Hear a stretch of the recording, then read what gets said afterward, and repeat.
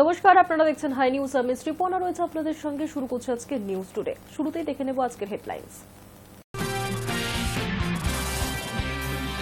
Supreme নির্দেশ মেনে দিয়ে দিতে লাগবে 10,000 কোটি। কোথা থেকে আসবে এত টাকা? মুখে কুলুপ তৃণমূলের নেতা মন্ত্রীদের। মুম্বাইতে তাজ হোটেল আর বিমানবন্দরে বোমাতঙ্ক, আফজল গুরুর সঙ্গে অন্যায় হয়েছে, নেওয়া হবে বদলা। মুম্বাই পুলিশের ইমেলে বিস্ফোরণের হুমকি দিয়ে মেল। আগামী সপ্তাহে রাজ্যে 3 দিনের পরিবহন ধর্মঘটের ডাক। স্কুল বাসও যোগ দেবে ধর্মঘটে। মীমাংসার পথ না বেরোলে সাধারণ মানুষের চরম হেনস্থার সম্ভাবনা। হংকং সিঙ্গাপুরে দ্রুত ছড়াচ্ছে করোনার এক নতুন ভ্যারিয়েন্ট। সিঙ্গাপুরে এক সপ্তাহে আক্রান্ত 14,000-এর বেশি। হংকংয়ে সংক্রমণ বেড়ে 11%। সুপ্রিম কোর্টের নির্দেশ, বকেয়া মহার্ঘ ভাতার 25% দিয়ে দিতে হবে রাজ্য সরকারি কর্মচারীদের। সুপ্রিম নির্দেশের পর 25% দিয়ে দেওয়ার পরেও কেন্দ্র রাজ্যে ডিএর ফারাক দাঁড়াবে 12%। সুপ্রিম নির্দেশ অনুযায়ী যে অর্থে সংস্থান করতে হবে রাজ্য সরকারকে, তার পরিমাণ 10,000 কোটি টাকার একটু বেশি। এখন প্রশ্ন হচ্ছে, আদৌ এত টাকা আছে রাজ্যের কোষাগারে? রাজ্য সরকারি কর্মচারীদের বকেয়া মহার্ঘ ভাতার 25% দিয়ে দিতে হবে নির্দেশ দিয়েছে সুপ্রিম কোর্ট। শুক্রবার বিচারপতি সঞ্জয় কোরাল এবং বিচারপতি সন্দীপ মেহতার বেঞ্চ ওই নির্দেশ দিয়েছে। শুরুতেই রাজ্যকে 50% বকেয়া মেটাতে বলেন বিচারপতিরা। জবাবে অভিষেক মনু সিংভি বলেন, এটা বিপুল টাকা, এত টাকা দিতে গেলে রাজ্যের কোমর ভেঙে যাবে। বকেয়া ডিএর 50% দেওয়া সম্ভব নয়। একই সঙ্গে রাজ্যের আইনজীবী দাবি করেন, ডিএ রাজ্য সরকারি কর্মচারীদের সাংবিধানিক অধিকার নয়। কিন্তু সিংভির যুক্তি মানতে রাজি হয়নি সর্বোচ্চ আদালত। বিচারপতি সঞ্জয় করল নির্দেশ দেন, মামলাকারীরা রাজ্য সরকারেরই কর্মী, তাদের বকেয়া মেটাতে অসুবিধের কোনো কারণ নেই। 25% বকেয়া দিয়ে দিন, বাকি বকেয়া ডিএ নিয়ে অগাস্টে চূড়ান্ত শুনানি হবে। দীর্ঘদিন ধরেই কেন্দ্রীয় হারে ডিএ দাবি করে আসছেন রাজ্যের সরকারি কর্মীরা। বর্তমানে মূল বেতনের উপর 55% হারে ডিএ দেয় কেন্দ্র সরকার। উল্টো দিকে সরকারি কর্মচারীদের 18% ডিএ দেয় রাজ্য সরকার। কেন্দ্র এবং রাজ্যের ডিএর ফারাক 37%। সুপ্রিম নির্দেশের পরে 25% ডিএ দেওয়ার পরেও কেন্দ্র রাজ্যের ডিএর ফারাক দাঁড়াবে 12%। সুপ্রিম নির্দেশ অনুযায়ী যে অর্থের সংস্থান করতে হবে রাজ্য সরকারকে, তার পরিমাণ 10,000 কোটি টাকার একটু বেশি। সুপ্রিম কোর্টের নির্দেশে মমতা বন্দ্যোপাধ্যায়ের সরকার বড় ধরনের চ্যালেঞ্জের মুখে পড়ল বলেই মনে করছে শাসক শিবির এবং রাজ্য প্রশাসনের একাংশ। 26শে বিধানসভা নির্বাচন, তার আগে আদালতের নির্দেশে নবান্নের উপর চাপ বাড়ছে বলেই মনে করছে ওয়াকিবহল মহল। প্রত্যাশিতভাবেই সুপ্রিম কোর্টের নির্দেশ সম্পর্কে মুখ্যমন্ত্রী অবহিত, কিন্তু ওই বিষয়ে তার সঙ্গে সহকর্মীদের কারোর বিশদে আলোচনা হয়েছে বলে খবর নেই। ওই বিষয়ে দল বা সরকারের তরফে শুক্রবার কেউ মুখ খোলেননি। একটি সূত্রের দাবি, ওই বিষয়ে যা বলার মুখ্যমন্ত্রীই বলবেন। তৃণমূলের একাধিক নেতা মন্ত্রীর মতে, এখন রাজ্য সরকারের কাছে দুটি রাস্তা আছে। এক, সুপ্রিম কোর্টের নির্দেশকে চ্যালেঞ্জ করে শীর্ষ আদালতের অন্য বেঞ্চে মামলা করা। 2, বিভিন্ন জনকল্যাণমূলক প্রকল্প থেকে আর্থিক বরাদ্দ কাটছাট করে মহার্ঘ ভাতার জন্য প্রদেয় অর্থ জোগাড় করা। তার মধ্যে লক্ষ্মীর ভাণ্ডারের মতো প্রকল্পও রয়েছে, যে প্রকল্পে আগামী বিধানসভা ভোটের আগে অর্থ বরাদ্দ বৃদ্ধি করার প্রাথমিক ভাবনা চিন্তা শুরু করা হয়েছিল।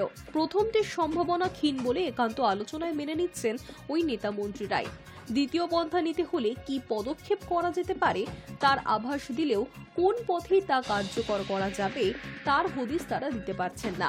প্রসঙ্গত, রাজ্যকে ওই বকেয়া অর্থ কতদিনের মধ্যে দিতে হবে তা নিয়ে দ্বিমত সংশয় রয়েছে। সুপ্রিম কোর্টের নির্দেশের প্রেক্ষিতে আইনজীবীদের একাংশ জানাচ্ছেন 4 সপ্তাহের মধ্যে ওই টাকা দিতে হবে। আবার অন্য অংশ মনে করছেন, মামলার পরবর্তী শুনানি যেহেতু আগামী অগাস্টে, তাই রাজ্যের কাছে 3 মাস সময় রয়েছে। সুপ্রিম কোর্ট কি সময়সীমা বেঁধে দিয়েছে বা আদৌ দিয়েছে কিনা, রায়ের হুবহু প্রতিলিপি পাওয়া গেলে সে সম্পর্কে নিশ্চিত হওয়া যাবে। তবে বকেয়া মহার্ঘ ভাতার 25% যে রাজ্য সরকারকে দিতে হচ্ছেই, তা নিয়ে সন্দেহের অবকাশ নেই। শুক্রবার নির্দেশের পর রাজ্য সরকারকে ওই বাড়তি অর্থের সংস্থান করতে হবে। তা কোন পথে হবে তা নিয়ে জল্পনা।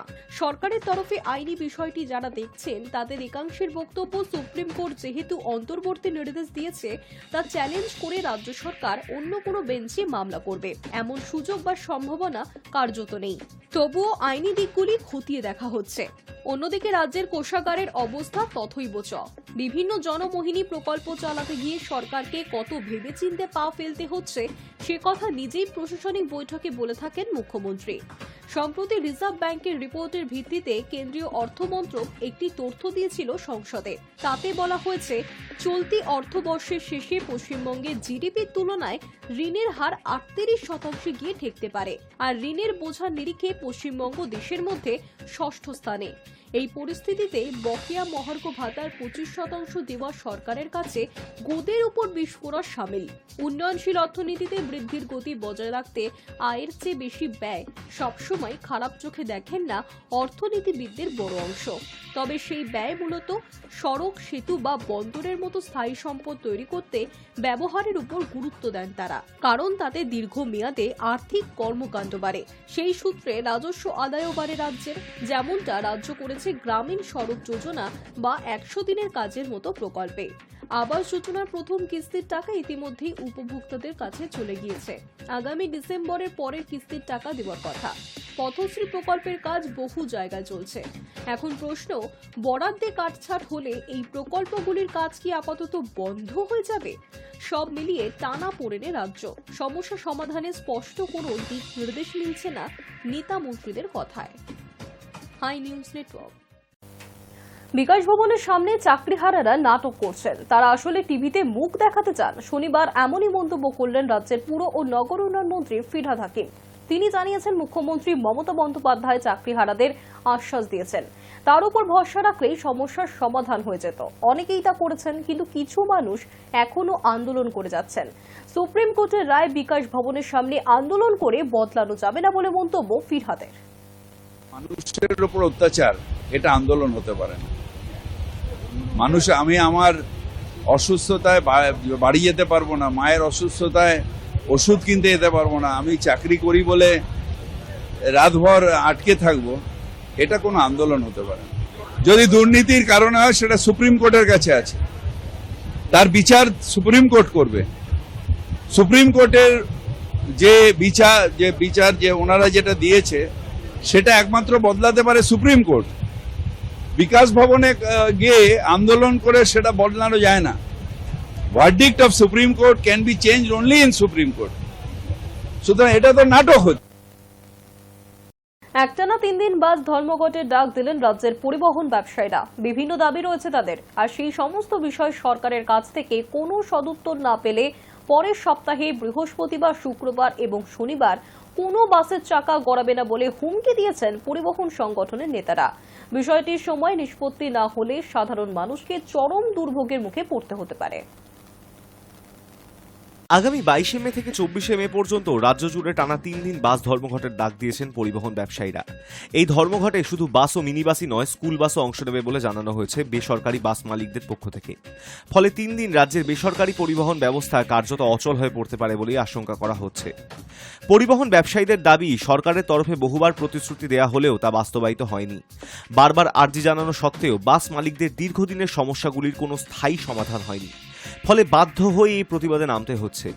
জয়েন্ট কাউন্সিল অফ বাস সিন্ডিকেটের পক্ষ থেকে তপন বন্দ্যোপাধ্যায় জানিয়েছেন, করোনার সময় পরিবহন শিল্পে চরম ধস নামে। দীর্ঘদিন বাস রাস্তায় নামেনি, আয়ের পথ বন্ধ হয়ে যায়। কিন্তু সেই অবস্থার পরও বাস ভাড়া বাড়েনি, বরং পুলিশের হয়রানি বেড়েছে। নানা কর আরোপ করে ব্যবসার পরিবেশকে আরও দুর্বিষহ করে তোলা হয়েছে। তিনি আরও বলেন, করোনার সময় 2 বছর বাস পরিষেবা বন্ধ ছিল। সেই সময়ের হিসেব না করেই 15 বছরের পুরনো বাস তুলে নেওয়ার নিয়ম কার্যকর করা হয়েছে।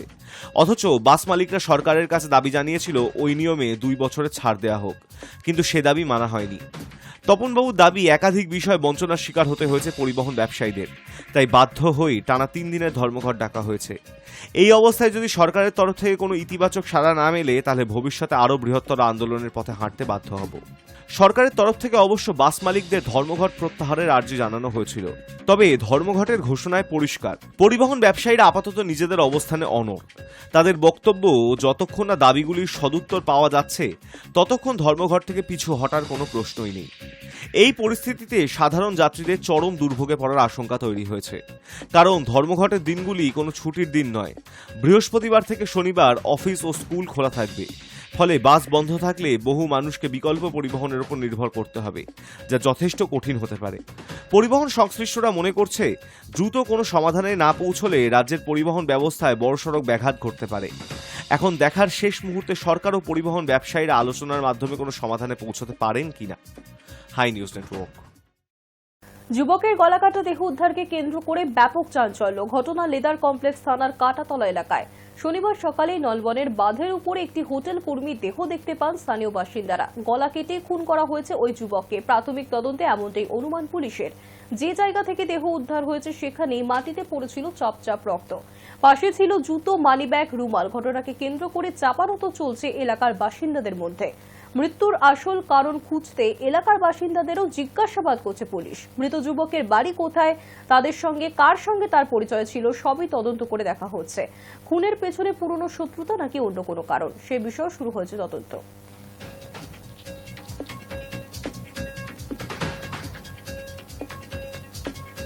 ভারতের অপারেশন সিন্দুরের পর রাত 2:30 নাগাদ পাকিস্তানের প্রধানমন্ত্রী শেহবাজ শরীফকে ফোন করেছিলেন সেনাপ্রধান আসিম মুনির। একটি অনুষ্ঠানে গিয়ে এমনটাই দাবি করলেন শরীফ। জানালেন, গভীর রাতে মুনিবের ফোন পেয়ে জেগে ওঠেন তিনি। দুজনের মধ্যে ঠিক কি কথা হয়েছিল তাও প্রকাশ করেছেন পাক প্রধানমন্ত্রী। শুক্রবার ইসলামাবাদের পাকিস্তান মনুমেন্টে একটি অনুষ্ঠানে গিয়ে শরীফ সেনাপ্রধানের ফোনের বিষয়টি প্রকাশ্যে আনেন। বর্ণনা দেন সেই ভয়াবহ রাতের। গত 6 এবং 7 মের মধ্যবর্তী রাতে পাকিস্তানে হামলা চালিয়েছিল ভারত। শুরু হয়েছিল অপারেশন সিন্দুর। ভারত থেকে ক্ষেপণাস্ত্র ছুড়ে সেই রাতে ধ্বংস করা হয়েছে একাধিক পাকিস্তানি জঙ্গি ঘাঁটি। ভারতের প্রতিরক্ষা মন্ত্রক জানিয়েছে, মাত্র 23 মিনিট লেগেছিল পাকিস্তানে এই অভিযান চালাতে। আর সেই 23 মিনিটেই ঘুম উড়ে যায় শরীফ মুনিরদের। শরীফ দাবি করেছেন, 6 তারিখ রাত ঠিক 2:30 তার কাছে মুনিরের ফোন আসে। ভারতের হামলার কথা প্রধানমন্ত্রীকে জানান সেনাপ্রধান। কি বলেছিলেন মুনির? শরীফের বক্তব্য অনুযায়ী মুনির ফোনে বলেন, mister prime minister, Bharat ballistic missile ছুড়েছে পাকিস্তানের দিকে, আমাকেও পাল্টা হামলার অনুমতি দিন। ফোনে সেনাপ্রধানকে পাল্টা হামলার অনুমতি দিয়ে দিয়েছিলেন দাবি পাক প্রধানমন্ত্রী। পরে ভোরের দিকে পাকিস্তান পাল্টা গোলাবর্ষণ শুরু করে। জম্মু কাশ্মীর, রাজস্থান সহ ভারত পাক সীমান্তে ড্রোন, মিসাইল ছোড়া হয়। তবে ভারতের আকাশ প্রতিরক্ষা ব্যবস্থা সেই আক্রমণ সফলভাবেই প্রতিহত করেছে বলে জানিয়েছে সেনা। ভারত জানিয়েছিল, পাকিস্তানের কেবল জঙ্গি ঘাঁটিগুলিকেই তারা নিশানা করেছে। সাধারণ মানুষের ক্ষতি যথাসম্ভব এড়ানো হয়েছে। তবে পাকিস্তান পাল্টা অভিযোগ করে, ভারত হামলা চালিয়েছে তাদের ধর্মীয় প্রতিষ্ঠানে, যাতে অনেক সাধারণ মানুষের মৃত্যু হয়েছে। শরীফের দাবি, ভারতের এই হামলার পর পাকিস্তান আবশ্যক এবং পরিমিত জবাব দিয়েছে। ভারতের বিরুদ্ধে পাকিস্তানের পাল্টা অভিযানের নাম দেওয়া হয়েছে অপারেশন বুনিয়ান আন মারসুস, যার অর্থ সীসার তৈরি কঠিন কাঠামো বা অভেদ্য দেওয়াল। ওই দিনের পর থেকে ভারত পাক সীমান্তে টানা সংঘর্ষ চলেছে। 10 মে দুই দেশ সংঘর্ষ বিরতিতে সম্মত হয়। আপাতত সীমান্ত এবং নিয়ন্ত্রণ রেখায় পরিস্থিতি মোটের উপর শান্তিপূর্ণ। তবে দ্বিপাক্ষিক সম্পর্কের উন্নতি হয়নি এখনো। ভারতের সঙ্গে শান্তি আলোচনার প্রস্তাব দিয়েছে শরীফ। দুই দেশের সামরিক বাহিনীর ডিরেক্টর জেনারেল অফ মিলিটারি অপারেশনসের মধ্যেও হটলাইনে কথা হয়েছে। High News Network. আন্তর্জাতিক দুনিয়ার সামনে পাকিস্তানের চেহারা তুলে ধরার জন্য 5টি বড় দেশে বিশেষ টিম পাঠাবে ভারত। আর এই দলগুলির প্রত্যেকটিতে থাকবেন দেশের 5 থেকে 6 জন সাংসদ এবং বিদেশ দপ্তরের অফিসাররা। এরা বিভিন্ন দেশে গিয়ে সে দেশের সরকার এবং গণমাধ্যমের সামনে তুলে ধরবেন কিভাবে পাকিস্তানের মদতে জঙ্গিরা ভারতের নিরীহ মানুষদের হত্যা করেছে, কেন অপারেশন সিন্দুর জরুরি হয়ে পড়েছিল সেটাও তুলে ধরবেন তারা। পেহেলগাঁওয়ের ভয়াবহ জঙ্গি হামলা ও ভারতীয় সশস্ত্র বাহিনীর জবাবি অভিযান অপারেশন সিন্দুর নিয়ে পাকিস্তান আন্তর্জাতিক মহলে যে প্রচার চালাচ্ছে, তার জবাবে কূটনৈতিক পদক্ষেপ করতে চলেছে ভারত। নরেন্দ্র মোদী সরকারের সিদ্ধান্ত অনুযায়ী 5টি দেশে 8টি সংসদ সদস্যের দল পাঠানো হবে। এই দলের সঙ্গে থাকবেন পররাষ্ট্র মন্ত্রণালয়ের 1 জন করে প্রতিনিধি। প্রতিটি দলে 5 থেকে 6 জন করে সংসদ সদস্য থাকবে। সংশ্লিষ্ট সংসদ সদস্যদের বলা হয়েছে যেন তারা তাদের পাসপোর্ট ও অন্য ভ্রমণ সংক্রান্ত কাগজপত্র তৈরি রাখেন। এইসব দল আগামী 22 মে দেশ ছাড়বেন এবং 3রা থেকে 4 জুনের মধ্যে দেশে ফিরবেন বলেও জানা গিয়েছে। এই বিদেশ সফরের মূল লক্ষ্য হবে বিভিন্ন গুরুত্বপূর্ণ দেশগুলোর সরকার ও মিডিয়াকে ভারতের অবস্থান স্পষ্টভাবে জানানো। অপারেশন সিন্দুর ঠিক কিভাবে চালানো হয়েছে, পহেলগাঁওয়ে ঠিক কি কি ঘটেছিল, পাকিস্তান কিভাবে মদতপুষ্ট জঙ্গি সংগঠনের মাধ্যমে ভারতীয় ভূখণ্ডে হামলা চালাচ্ছে, এই সব বিষয়ে তথ্যভিত্তিক ব্যাখ্যা দেওয়া হবে। স্বাভাবিকভাবেই ধরে নেওয়া হচ্ছে শুধু বিজেপি নয়, বিভিন্ন বিরোধী দলের সাংসদরাও এই দলে থাকবেন।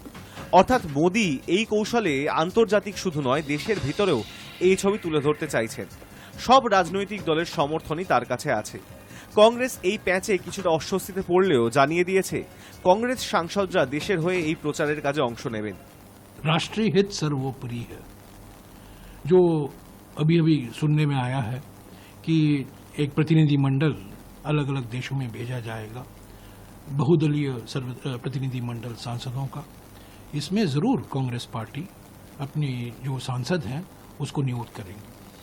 22 এপ্রিল জম্মু কাশ্মীরের অনন্তনাগ জেলার পহেলগাঁওয়ে ভয়াবহ জঙ্গি হামলায় 26 জন নিহত হন। এই হামলার দায় স্বীকার করে দ্য রেজিস্ট্যান্স ফ্রন্ট বা টিআরএফ নামক একটি সংগঠন, যাকে ভারত মনে করে পাকিস্তান ভিত্তিক জঙ্গি সংগঠন লস্কর-ই তাইবার একটি ছদ্মবেশী রূপ। এর পরিপ্রেক্ষিতে 7ই মে ভারত অপারেশন সিন্দুর শুরু করে। অপারেশনের প্রথম পর্যায়ে ভারত পাকিস্তান ও পাকিস্তান অধিকৃত কাশ্মীরের মোট 9টি জঙ্গি ঘাঁটিতে হামলা চালায়। এরপর পাকিস্তান ভারতের উত্তর ও পশ্চিমাঞ্চলের সামরিক ঘাঁটিতে পাল্টা হামলা চালালে ভারত পাকিস্তানের একাধিক বিমান প্রতিরক্ষা ও রাডার ঘাঁটিতে জবাবি হামলা করে। পাকিস্তান একের পর এক ড্রোন ও ক্ষেপণাস্ত্র হামলা চালাতে থাকে। ভারতও জবাবে অন্তত 8টি পাকিস্তানি বিমান ঘাঁটি, রাডার স্টেশন ও গুরুত্বপূর্ণ প্রতিরক্ষা স্থাপনায় হামলা চালায়। এর মধ্যে চকলালা ও সারগোদা বিমান ঘাঁটি ছিল, যেগুলিকে পাকিস্তান অত্যন্ত গুরুত্বপূর্ণ মনে করে। 4 দিন ধরে চলা এই সংঘর্ষের পরে 10ই মে পাকিস্তান ভারতের কাছে যুদ্ধবিরতির অনুরোধ করে এবং ভারত তা মেনে নেয়। এবার সামরিক প্রতিক্রিয়ার পাশাপাশি কূটনৈতিক পর্যায়েও সক্রিয় হয়েছে ভারত। জাতিসংঘে ভারত টিআরএফকে একটি সন্ত্রাসবাদী সংগঠন হিসেবে চিহ্নিত করার দাবি জানিয়েছে। টিআরএফ এর মাধ্যমে পাকিস্তান আন্তর্জাতিক মহলে এই বার্তা দিতে চায় যে এই হামলাগুলো অভ্যন্তরীণ বিদ্রোহ, কিন্তু ভারত বারবার বলেছে এগুলি আসলে রাষ্ট্রীয় মদতে পরিচালিত জঙ্গি হামলা। বিদেশ সফরে পাঠানো সংসদ সদস্যদের মাধ্যমে ভারত আন্তর্জাতিক সম্প্রদায়ের কাছে এই বিষয়টি তুলে ধরতে চাইছে যে দেশ তার সীমান্ত ও নাগরিকদের রক্ষা করতে যা করা প্রয়োজন তাই করছে। পাশাপাশি ভারতের রাষ্ট্রদূতরাও বিভিন্ন দেশের সংবাদ মাধ্যমে সাক্ষাৎকার দিয়ে ভারতের অবস্থান তুলে ধরছে। এই উদ্যোগকে ভারত একটি কূটনৈতিক স্ট্রাইক হিসেবে দেখছে, যার উদ্দেশ্য শুধু সত্য কথা তুলে ধরা নয়, বরং পাকিস্তানের প্রচার কৌশলের ভিত্তি দুর্বল করে দেওয়া। High News Network. বোমা মেরে উড়িয়ে দেওয়া হবে তাজ হোটেল এবং মুম্বাইয়ের শিবাজি মহারাজ আন্তর্জাতিক বিমানবন্দর, এমনই হুমকি ইমেল পেয়ে নড়ে চড়ে বসল মুম্বাই পুলিশ। শনিবার সকাল থেকেই বিমানবন্দর থেকে তাজ হোটেল সর্বত্রই নিরাপত্তার কড়াকড়ি শুরু হয়েছে। মুম্বাই পুলিশ জানিয়েছে, মুম্বাই বিমানবন্দর পুলিশের ইমেল আইডিতে হুমকি দিয়ে একটি ইমেল করা হয়েছে, যেখানে বলা হয়েছে আফজল গুরুর সঙ্গে অন্যায় হয়েছে, এই জন্য হামলা হবে তাজ হোটেল এবং মুম্বাই বিমানবন্দরে।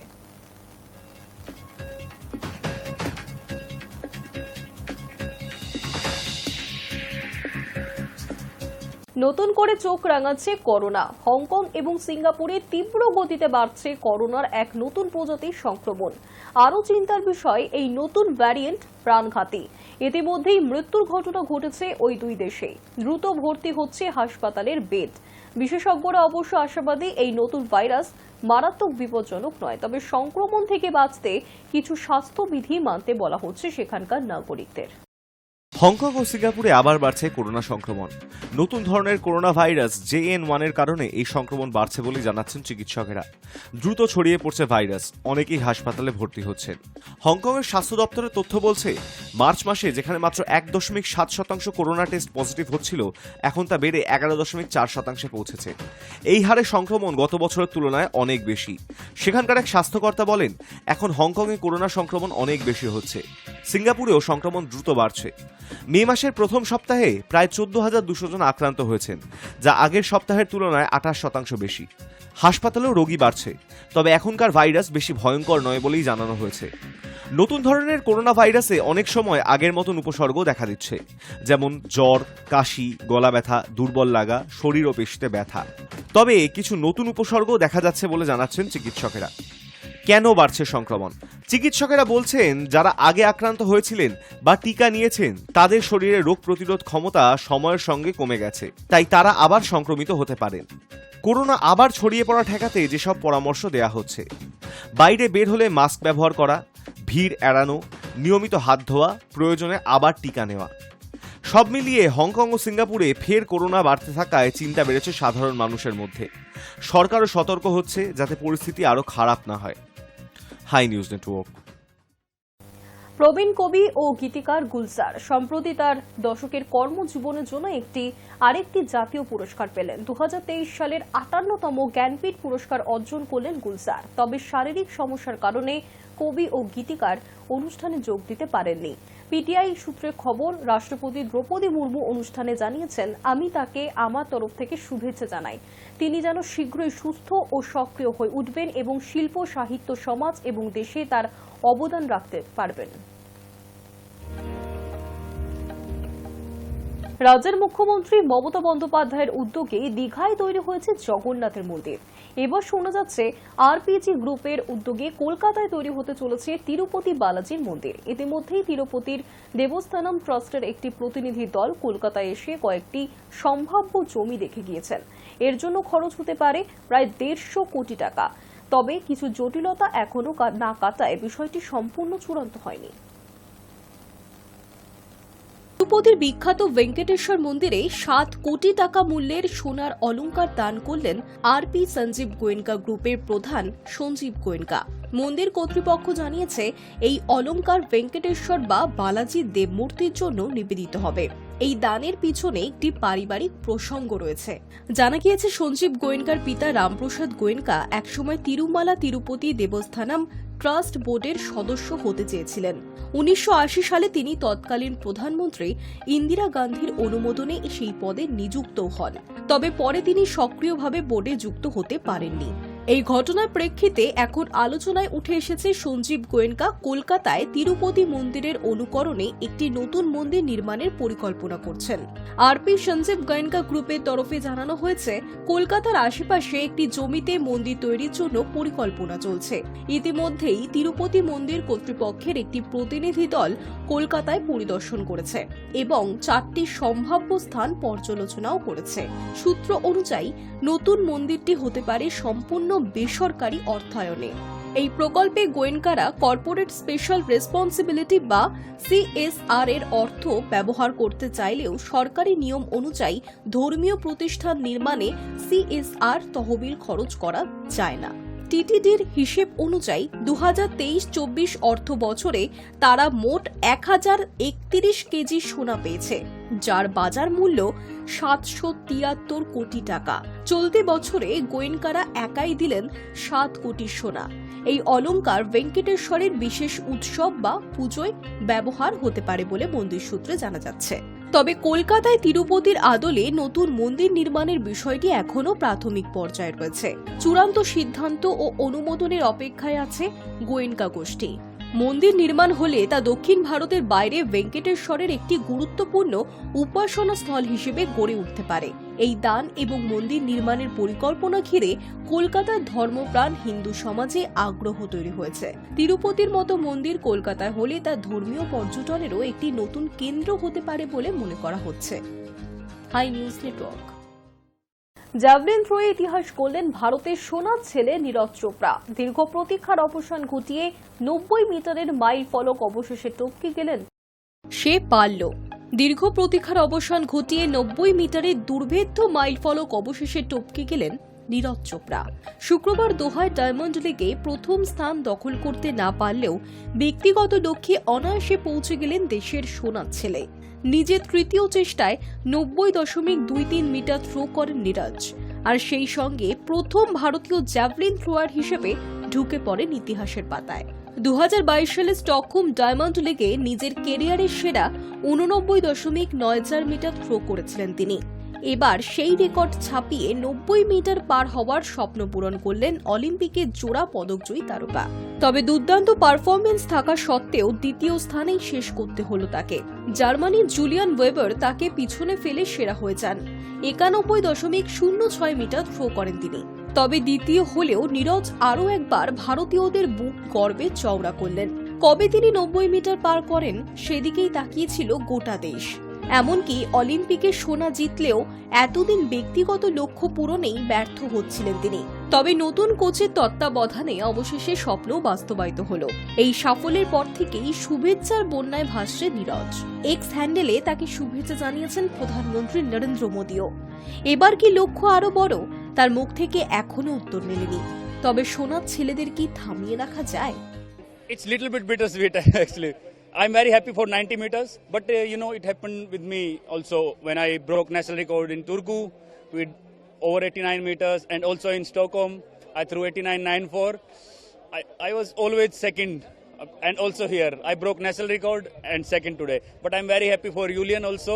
He threw 91, so we both broke 90 meter today. So we are happy because we tried very hard from so many years. So finally we broke 90 meter, and it was just the first competition of the year. So I'm confident then that in next competitions I will throw more far. High News Network. 17 তারিখ থেকে শুরু হয়ে গিয়েছে IPL. এদিকে পাকিস্তানেও কিন্তু PSL চালু হয়ে গিয়েছে। বিদেশিরা ভারতে খেলতে আসছেন, আবার অনেক বিদেশিরা কিন্তু পাকিস্তানেও খেলছেন। পাকিস্তানে যারা খেলছেন তাদের মধ্যে বেশ কিছু বিদেশিরা কিন্তু এসেছেন ভারতেও খেলতে। কোন কোন বিদেশিরা ভারতে খেলতে এসেছেন দেখে। ভারত ও পাকিস্তানের মধ্যে উত্তেজনার পর ঘোষণা করা হয়েছিল যে 17 মে থেকে আবার আইপিএল শুরু হবে। তারপর পিসিবিও একই দিনে পিএসএল পুনরায় চালু করার সিদ্ধান্ত নেয়। কিন্তু এতে আইপিএলে কোনো আঁচ আসেনি, বরং পিএসএলেরই চাপ বেড়েছে। কারণ আইপিএল খেলার জন্য মরশুমের মাঝামাঝি সময় 2 বিদেশি প্লেয়ার পাকিস্তান ছেড়েছে। ভারত পাকিস্তান উত্তেজনার পর অনেক বিদেশি খেলোয়াড়ই তাদের দেশে ফিরে গিয়েছেন। এমন পরিস্থিতিতে খেলোয়াড়ের অভাব দেখা দিয়েছে। এই কারণে আইপিএল এবং পিএসএল পুনরায় শুরু করা 2 বোর্ডের জন্য একটা বড় চ্যালেঞ্জ হয়েছিল। তবে এই লড়াইয়েও ভারত পাকিস্তানকে হারিয়ে দিয়েছে, কারণ বিসিসিআই আইপিএল খেলা বেশিরভাগ খেলোয়াড়দের ফিরে আসতে রাজি করিয়েছে। সঙ্গে কিছু পিএসএল এর খেলোয়াড়ও ভারতে এসে আইপিএল এ যোগ দিয়েছেন। গুজরাট টাইটান্সের জশ বাটলার ও জেরাল্ড কোয়েটজি দলের সঙ্গে যোগ দিয়েছে। তার দুজনেই স্থগিতকালে ভারত ছেড়েছিলেন। তবে জিটির অন্যান্য বিদেশি খেলোয়াড় যেমন রশিদ খান, রাদারফোর্ড, রাবাডা, করিম জানাত ভারতেই ছিলেন। গতবারের চ্যাম্পিয়ন কলকাতা নাইট রাইডার্সের বেশিরভাগ বিদেশি খেলোয়াড়ই বুধবার রাত থেকে বৃহস্পতিবার সকালের মধ্যে বেঙ্গালুরুতে পৌঁছে গিয়েছে। ক্যারিবিয়ান তারকা সুনীল নারায়ণ, আন্দ্রে রাসেল, রোভমান পাভেল এবং দলের মেন্টর ডোয়েন ব্রাভো স্থগিতকালে দুবাইয়ে ছিলেন। উইকেটরক্ষক ব্যাটসম্যান রামতুল্লাহ গুরবাজ কাবুল থেকে দুবাইয়ে এসে ক্যারিবিয়ান দলের সঙ্গে ভারতে ফিরেছেন। এছাড়া দক্ষিণ আফ্রিকার ফাস্ট বোলার আনরিক নর্চে মালদ্বীপ থেকে বেঙ্গালুরুতে কেকেআরের সঙ্গে যোগ দিয়েছেন। প্যাট কামিন্স এবং ট্র্যাভিস হেড সানরাইজার্স হায়দ্রাবাদের সঙ্গে যোগ দিয়েছেন। পাঞ্জাব কিংসের বিদেশি তারকা জেভিয়ার বার্লেট, আজামুতুল্লাহ ওমরজাই এবং মিচেল ওয়ান আইপিএল এর বাকি ম্যাচের জন্য ফ্র্যাঞ্চাইজিতে ফিরেছেন। দিল্লি ক্যাপিটালসের বিদেশি খেলোয়াড় মিচেল স্টার্ক এবং ক্রিস্টান স্টাবস WTC ফাইনালের জন্য অস্ট্রেলিয়া এবং দক্ষিণ আফ্রিকার দলে রয়েছেন, তাই তারা আসতে পারেননি। তবে দুষ্মন্তা চামিরা দিল্লিতে ফিরেছেন। চেন্নাই সুপার কিংসের বেশিরভাগ বিদেশি খেলোয়াড় যেমন Maheesh Pathirana, Noor Ahmad, Sam Curran, Nathan Ellis, Jamie Overton এবং ডেভাল ব্রেভিস ফিরেছেন। তবে ডেভন কনওয়ে এবং রচিন রবীন্দ্রের ফেরার বিষয়ে সন্দেহ রয়েছে। সিএসকে সিইও কাশী বিশ্বনাথন জানিয়েছেন তাদের পরবর্তী ম্যাচ 20 মে, তাই খেলোয়াড়দের ফেরার জন্য পর্যাপ্ত সময় রয়েছে। রয়্যাল চ্যালেঞ্জার্স বেঙ্গালুরুর জশ হেজেলহুড কাঁধের চোটের জন্য বাকি মরশুম খেলতে পারবেন না। তবে Liam Livingstone, Phil Salt, Jacob Bethell, Romario shepherd এবং নুয়ান থুসুরা ফিরেছেন। মুম্বাই ইন্ডিয়ান্সের হয়ে মুজিবুর রহমান এবং লখনৌ সুপার জায়ান্টসের ম্যাথু ব্রিডস ফিরেছেন। রাজস্থান রয়্যালস ইতিমধ্যেই প্লে অফ থেকে ছিটকে গেছে, তবে জশ বাটলার ফিরেছেন। High News Network. News today এখনকার মতো এই পর্যন্তই। দেখতে থাকুন হাই নিউজ, নির্ভীক নিরপেক্ষ।